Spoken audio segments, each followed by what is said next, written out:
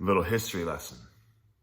The holiest of holy places that was separated by the veil in the tabernacle, the veil that was torn in two when Jesus died on the cross, the veil that was said to be 4 inches wide and with horses pulling from either side so strong the horses couldn't pull it apart. Jewish historian Josephus stated when they were talking about the veil in the Bible in Exodus 26, 31 to 35, Josephus, the historian, said that the veil was 4 inches wide and that horses tied to either side couldn't pull it apart. He also made mention that it took 300 priests to hang it, bring it down, to clean it. It was replaced, I think, every year. This is a big deal.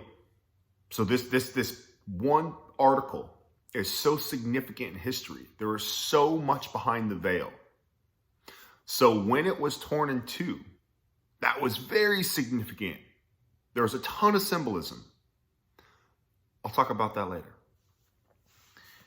You see, there's a lot of debate. You got this agnostic evolution atheist group that gives zero credit to God, deny God,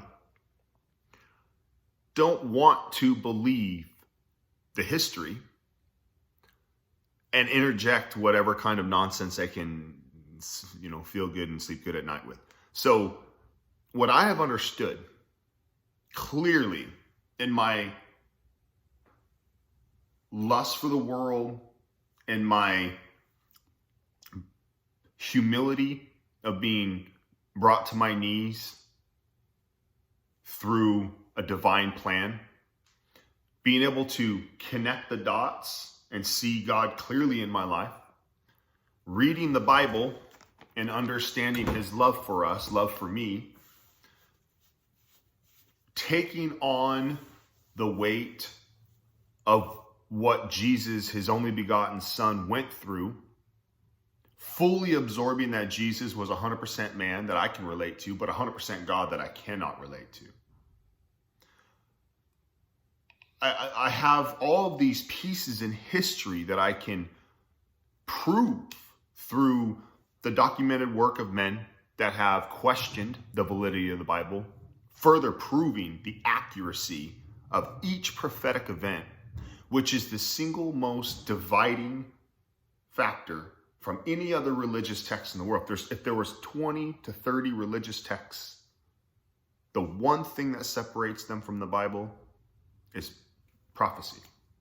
So that being said, being a mathematician, being a person with any sort of brain that understands math, numbers, understands that the probability of a man like you or me, in the case of Jesus, with stripping him of his God nature. So strip Jesus of his godness, which is what the agnostic, atheist, evolutionists want to believe, which is a fairly huge group of people. Strip him of his divine nature, strip him of his omniscience, strip him of his being outside of everything under the sun. And just for a moment, consider prophesying. I want you to predict 8 things in your life, 8 that are going to happen, such as where you're going to be born, where you're going to die, who it is that you're going to see when, various events on how you're going to help people, stir people's hearts. I don't care what it is, yo. I want you to just tell me 8 things that are going to happen in your life before they happen. The greatest mathematicians of the world have done the math for you.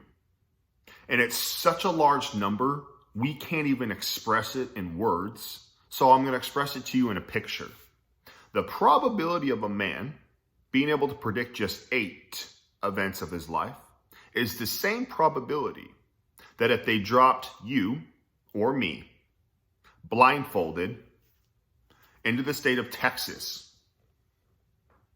Big state of Texas. 3 foot deep. So fill the state of Texas 3 foot deep, full of silver dollars. And you're going to mark one of them with a red X. So one silver dollar got an X on it out of the state of Texas being 3 foot deep. You're dropped in by helicopter somewhere, blindfolded. The probability you find that one coin with the X on it is the same probability a man could predict just 8 of the events in his life. Jesus predicted hundreds that are 100% came true. So the thing about it is this.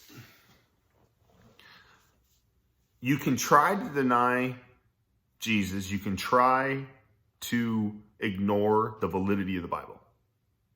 But that's going to lead you nowhere other than just keeping your head in the sand. So you take it a step further. And I know you're not stupid because you're just like me. And I'm really stupid.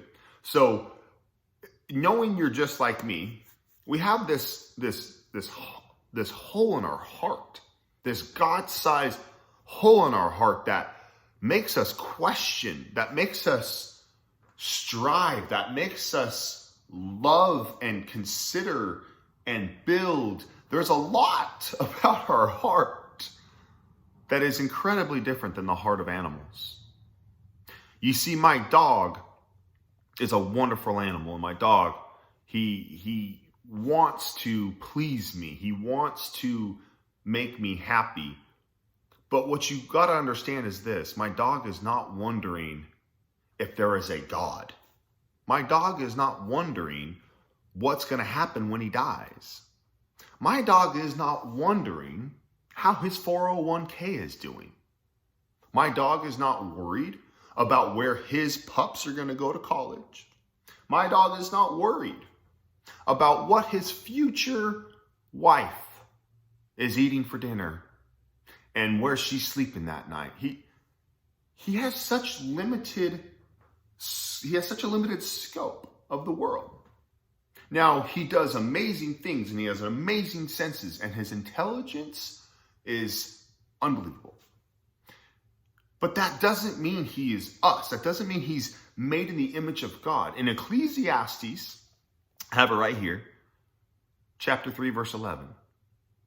He has made everything beautiful in its time, God. He has also set eternity in the human heart. Yet no one can fathom what God has done from beginning to end. So King Solomon is saying that God has set eternity in the human heart. Now, King Solomon was the smartest man, the most beautiful man, the most successful man, meaning he ran the most successful kingdom in all the world. It was said that Israel was so wealthy under King Solomon's rule, the streets were paved with silver. King Solomon accrued more wealth and had more power and had the most control of any human on earth before him, after him, outside of Jesus and his divine nature. Let that sink in. King Solomon was the biggest, gnarliest baller there was. You couldn't talk him down. Nobody had nothing on King Solomon. So when King Solomon says what he says, which is a lot of things, but clearly he understood the God-sized hole in our heart.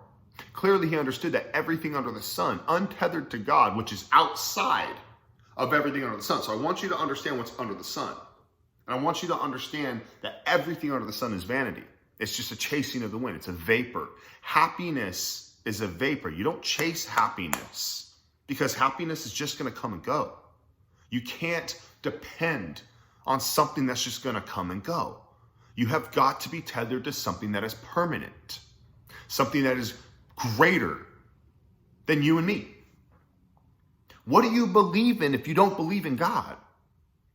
It is proven in history about these facts, like the veil, like the death of Lazarus, like the healing of the blind man, like the healing of the man with leprosy, like the feeding of the 5,000. I mean, there are so many documented historical facts, not just stories. These are facts. So let's just go back to you and me about our God-sized hole in our heart. Only thing that's going to satisfy a God-sized hole is God himself. So when God said eternity in the human heart, that's what separates us from the animal kingdom. That's what separates us from dolphins, really smart, from killer whales, from bears, from dogs, from cats. So there's a lot of various animals that do interesting things. Gorillas have hands, but they cannot build like we have built. They don't have desire.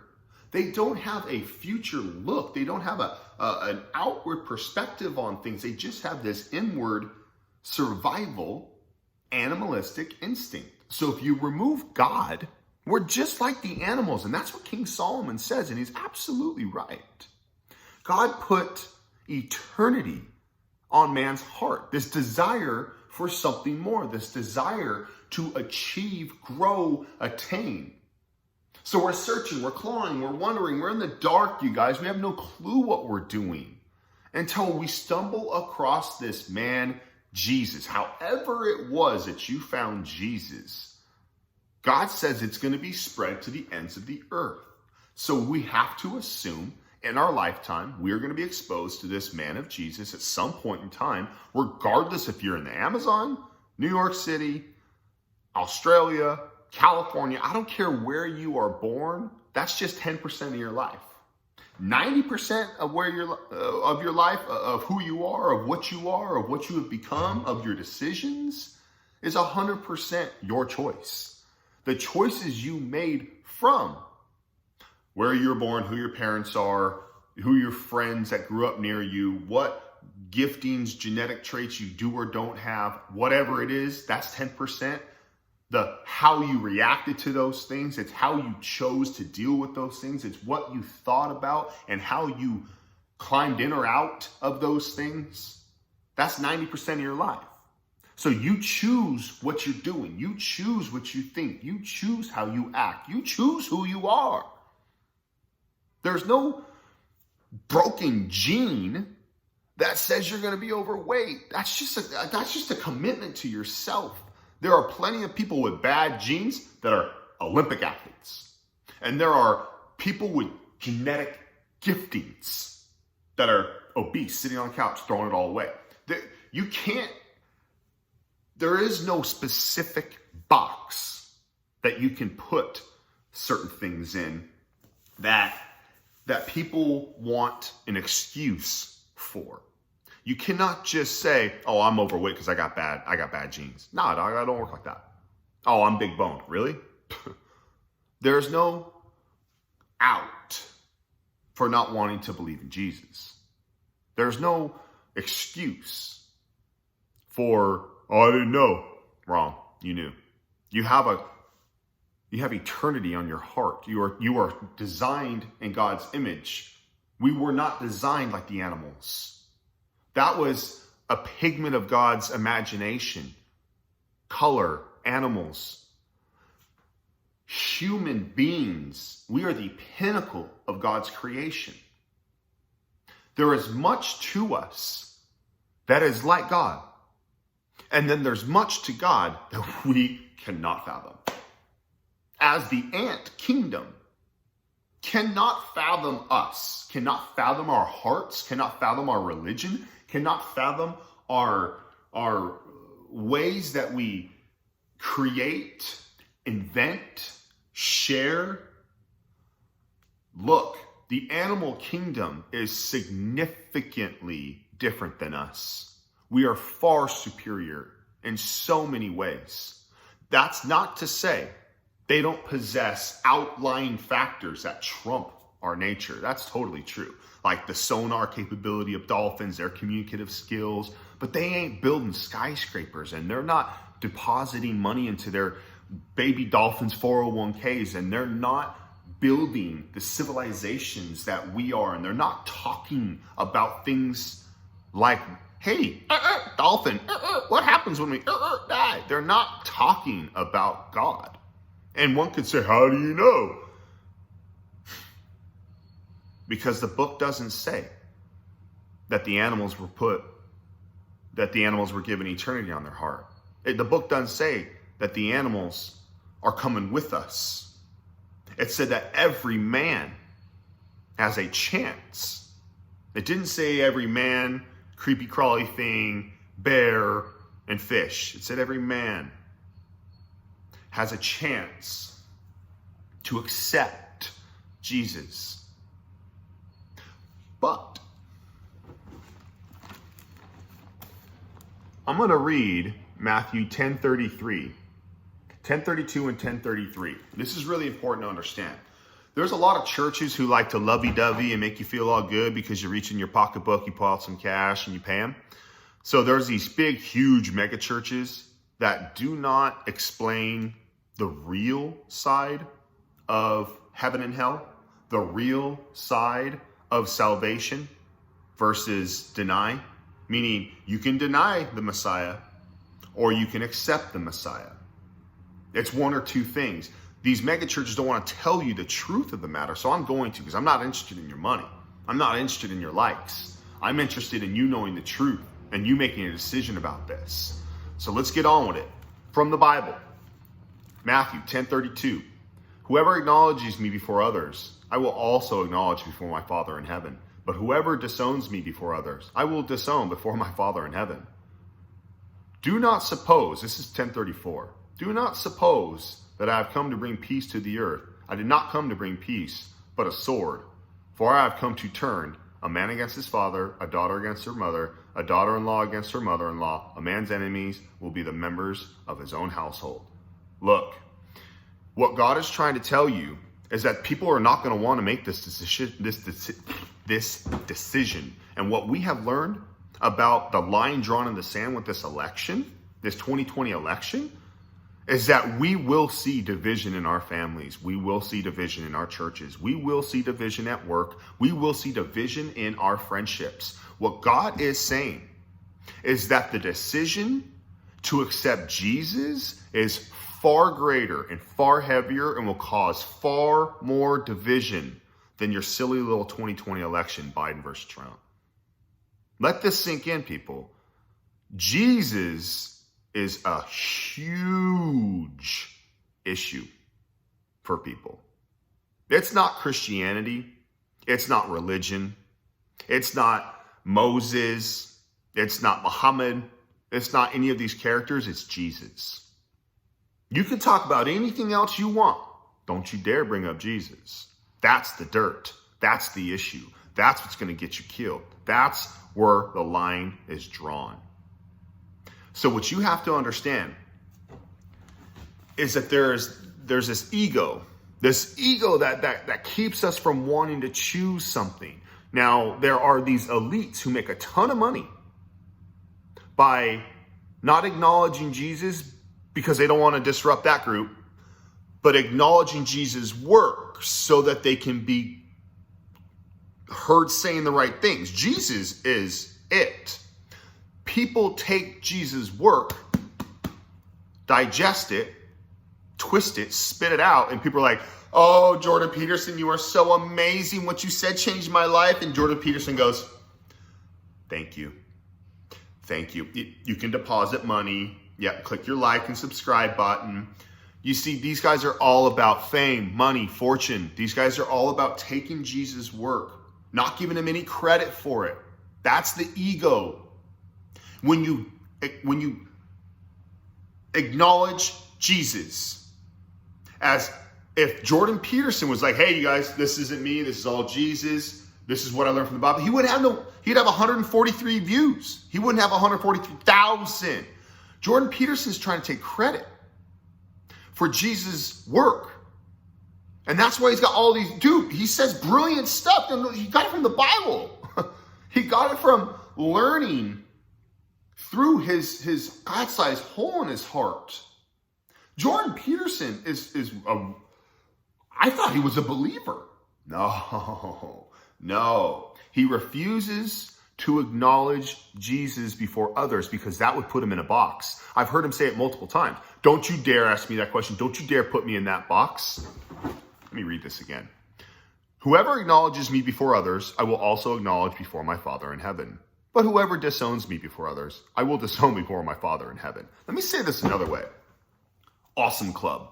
Most amazing club in Vegas. Brand new club. Everyone's there. You got Joe Rogan in line. You got Alex Jones. You got Jordan Peterson, you got Lex Friedman, you got amazing actors and actresses all standing in line. Gotta get in. Gotta get in. This place is so sick, right? So sick. So you got big security dude at the front with the rope. Ain't coming in. So I come walking in my sweatshirt, my hoodie, a couple of my boys with me. Hey man, we're here for my boys' party. Who are you, man? You on the list? I'm here for my boy Jesus. Hold up. Yeah, dude, come on up front. So you got this dude, God, sitting up front with the robe, with the thing across the gate. And Jesus come running up. Dad. Thomas, they're with me. Come with me. Come on, guys. And God, come on in, boys. Come on in.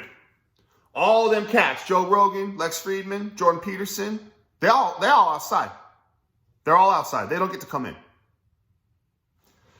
It's the relationship with Jesus that gets you in. It's Jesus. Now, if you deny him, Father said outside, deny you. You don't get to come in. I don't know you. Turn around. Beat it. And what I read from another Jewish scholar is that there are different levels in hell for the people who deny Jesus, for the people who refuse to accept Jesus.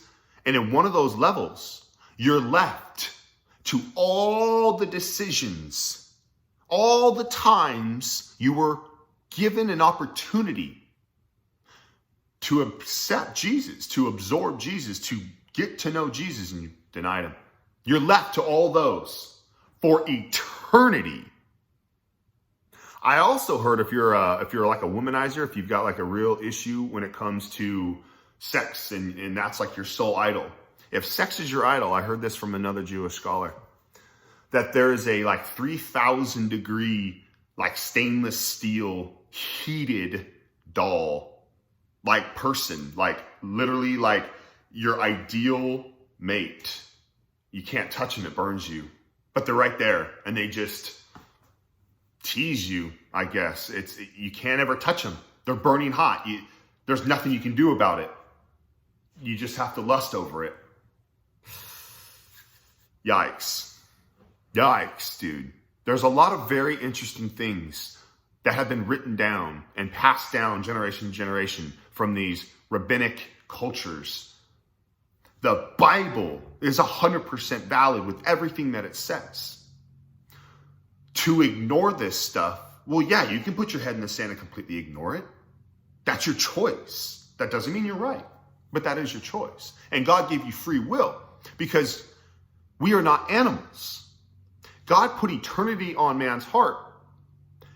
In the fall, we were given free will because sin entered our heart. We had to then make a choice to step out of the darkness on our own accord.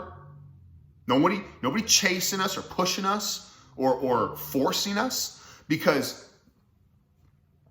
all the other animals are instructed by God to obey us. Adam was given domain over all of the garden, everything inside. What you've got to understand is that the animal kingdom obeys us. We obey God. So if we were just like the animals, why would we obey anything? What would there be to obey?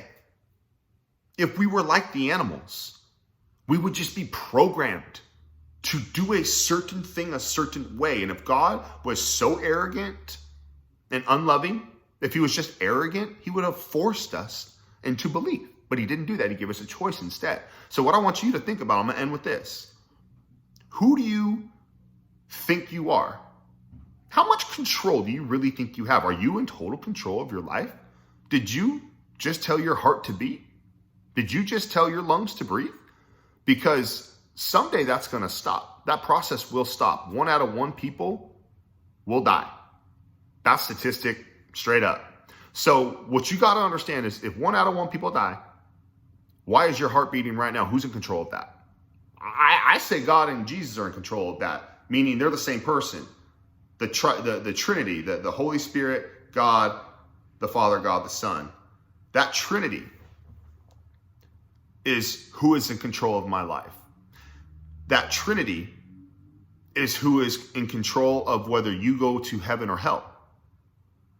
So what I have understood, what I am teaching my family and friends to the best of my ability, is that it's a choice. And that in the fall, we were given free will. That free will is for us to choose and decide from the 90% of our life given to us to accept Jesus as our Savior, as God, as, okay, you're in control, man. I totally get it. And start living our life for Christ, which the book clearly says his yoke is light. Much peace comes with living for Jesus. So to answer everyone's question, what separates us from the animal kingdom is God. We have God in our hearts. We have eternity in our hearts.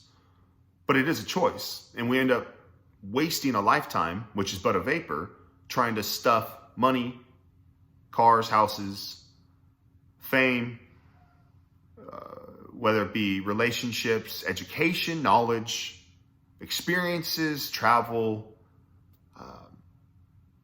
You're trying to become the best at something, only to realize I'm still empty. You're trying to accrue all this wealth, buy all these things, only to realize I'm still bored. Only God can satisfy a God-sized hole in your heart. We try to fill it with everything else under the sun. And as King Solomon said, it's all meaningless. A life lived under the sun is meaningless. Only when your life is tethered to God outside of this universe, outside of everything under the sun. That's only when you find true meaning in this life. Living for God. Turning your life over to him. No longer stressing about the mundane crap. You still got to put food on the plate. You still got to work out and work it to keep it. But work doesn't have to be toil. Toil is what happened in the fall. Work was a part of the garden. Work was given to Adam when he was placed in the garden. God said, here, you are to work it and keep it. That wasn't sin. The garden's perfect. Eden was perfect. So work is not a bad thing, guys. Work is a great thing. Challenge is what matures you. And maturity is not chronological. You have to understand that Jesus is where your focus is. Matthew 10:37. Anyone who loves their father or mother more than me is not worthy of me. You can't love something in this world more than Jesus. You don't have to worry about offending your mom and dad because you want to bring Jesus into your life. If your parents want to disown you, let them. It sucks, dude. Trust me. We can talk about that another time. But what you got to understand is Jesus is more important than anything in your life. Anyone who loves their son or daughter more than me is not worthy of me. Man, I love my kids. I love my kids so much. And if my children loved Jesus and I didn't, I don't know what I would do. I guess I'd have to get right with Jesus because I love my kids so much, but I couldn't do it in a fake way to just make them happy because the book talks about that too. Whoever does not take up their cross and follow me is not worthy of me. Let me explain this to you. You know what separates me from Jordan Peterson? I'm willing to take up my cross. I'm willing to run with Jesus. I understand a lot of what Jordan Peterson says. We've probably been drugged through a lot of the same mud. I understand why he bleeds the way he bleeds, and I understand why he says what he says. He's a very smart man, but the difference between he and I is I'm willing to take up my cross. He's not willing to look like Jesus. He's not willing to accept the cross because then he'd be put in a box. Put me in that box all day long, man. I want to be known for loving Jesus. I want to be remembered in this life for being a follower of Christ. I don't care what you feel about me. I care about what Jesus feels about me. I don't care what you say about me. I don't care how my life makes you feel, good or bad. I hope I make a positive impression, but it really makes no difference to me. I'm not in it for your like. I'm not in it for your applause. I'm not in it for your gain. I am in this for Jesus. I will do whatever I can to selflessly help my fellow neighbor and fellow man because Jesus is watching and taking record. Jobs will come and go. Money will come and go. My focus is on doing what honors the Father. And if that means turning my back to my family, if that means turning my back to my friends, if that means leaving a job, if that means taking my kids in from the public school system, if that means giving up so much of my desires, amen. I got to do what I got to do that honors God. This is not for me. This is not about me. This is for God. This is about God. And there's no works that gets you into heaven. Nothing I can do here will make it right with God. Only my salvation, only my belief in the cross, faith alone, Christ alone, the death and the resurrection. Only that seals my card, my ticket to get into heaven. But you can lay up riches in heaven because of honoring yourself to the Father while in this life selflessly. You don't get paid for both. You don't get paid here and paid up there. You just don't. So you have got to find ways to get stuff done without the humble brag. You have got to find ways to do things honestly for the heart of Jesus, not for, I wonder if I can do this and get paid. I wonder if I can do this and be seen. I wonder if I can do this and finally be noticed. You cannot get recognition somehow, some way, shape, or form and expect to get recognition. You only get paid once. So if I have spoken anything into your heart today, what I'm trying to say is everything under the sun is a chasing of the wind. That there is a ton of symbolism, symbolic meaning behind the veil being torn that horses couldn't pull apart.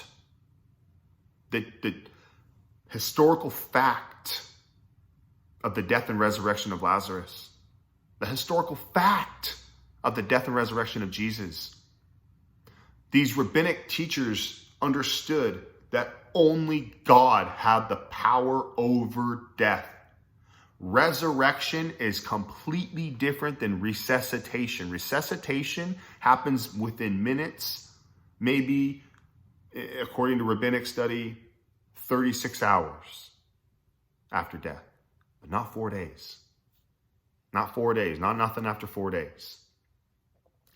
36 to 72 hours, you're still considered alive, not in Sheol. But after the 72 hours, you were considered dead. The spirit departs to Sheol. The body is dead. So where do you go when you die? That's what I'm trying to tell you. There's a big group standing outside the biggest club that gets denied access. And where they go, well, there's a lot of levels. It depends on the gravity of their sin and how many opportunities they were given to find Jesus. The man who was not given many opportunities, who still denied Jesus, will have a completely different eternal hell, eternal suffering than the man who was given many chances. So it's time to consider where you're going to spend eternity. It is just your choice. I don't care what your choice is. God does. God created you. God's knocking on you. And if you're listening to this, consider this one of your strikes. I love you. Peace.